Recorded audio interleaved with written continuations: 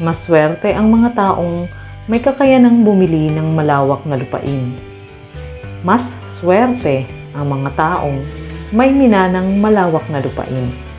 E paano naman ang mga walang lupain? Di ba sila swerte? Ano sa tingin nyo? Hello everyone! In today's video ay ipapakita ko sa inyo ang mga biyayang nahuli ng asawa ko sa ilog.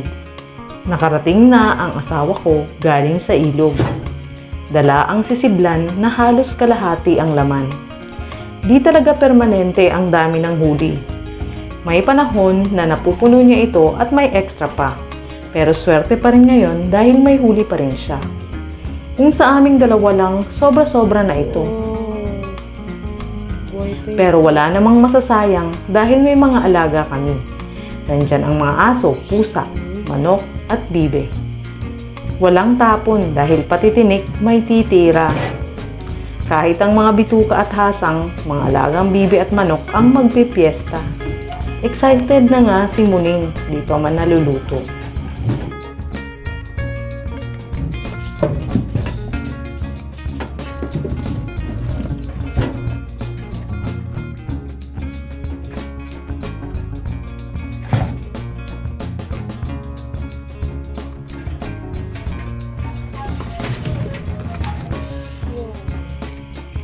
Ayan, ang laki ng isdang nahuli niya.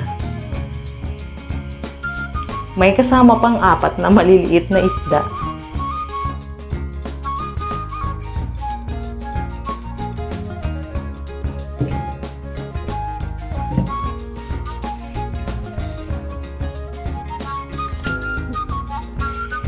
Thai fish ang tawag nila dito. Paborito kong gawin itong fish okoy na may dahon ng malunggay. Masarap din itong gawing daing.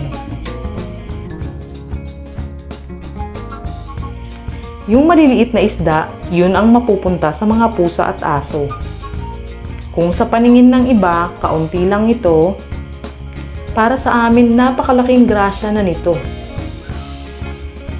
Bukod sa libre lang ito, fresh na fresh pa at masarap. Dahil pinaghirapang hulihin ng asawa ko.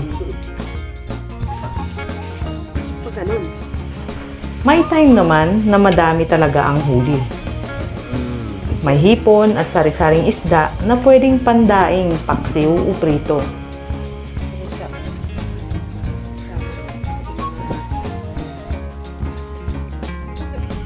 Meron pang bulig na pwedeng ibenta para magkapera. Hayan, umaaligid na ang mga alaga. Nag-aabang na ng parte nila. Siyempre, lahat maambunan ng grasya. Sapat sa pangangailangan nila.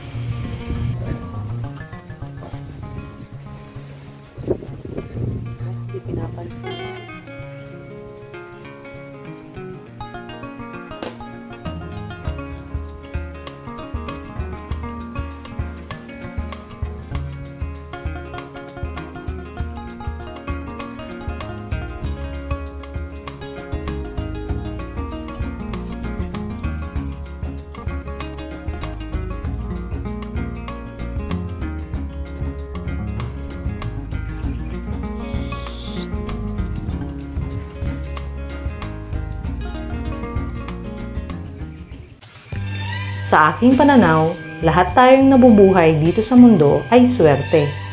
Swerte tayo dahil nagkaroon tayo ng pagkakataon na makaapak sa lupa nito.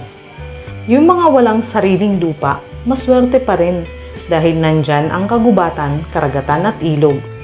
May mga likas na yaman na sapat sa pangangailangan.